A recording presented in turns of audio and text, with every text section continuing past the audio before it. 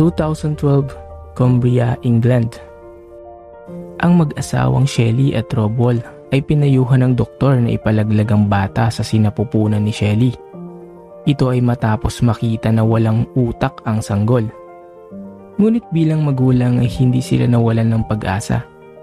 Paanong nabuhay ang bata? Halika at ating alamin.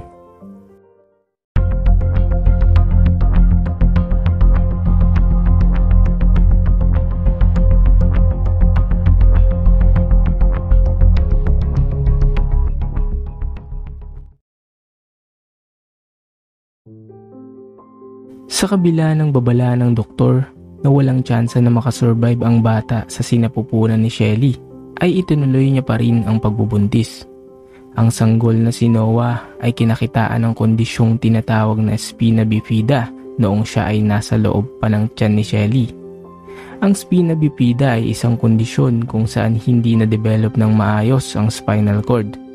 Maaari itong magresulta sa intellectual and physical disability. Maaari siyang maging paralitiko. Ngunit hindi lang ito ang napag-alaman ng doktor.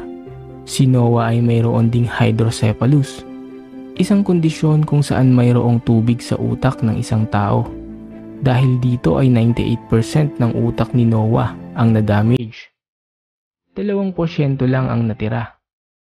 Sinabihan ng doktor ang mag-asawa na ihanda ang kanilang sarili sa mangyayari.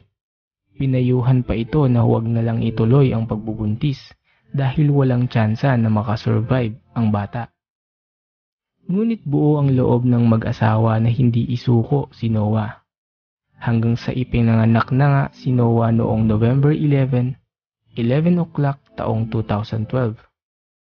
Meron siyang hindi normal na laki ng ulo dahil sa hydrocephalus. Bagamat 2% lang ng utak mayroon ng bata ay milagrong buhay ito. Ang doktor ay nabigla ngunit sinabing ito ay mentally disabled. Hindi ito makakapagsalita, makakarinig, makakakita o makakakain. Ang mag-asawang Rob at Shelly ay labis ang pangamba na baka hindi rin nila masuportahan ang pinansyal na pangangailangan ni Noah. Ngunit sadyang lumalaban ang bata para mabuhay. Kaya naman ginawa ni Rob at Shelly ang lahat para lumaban din.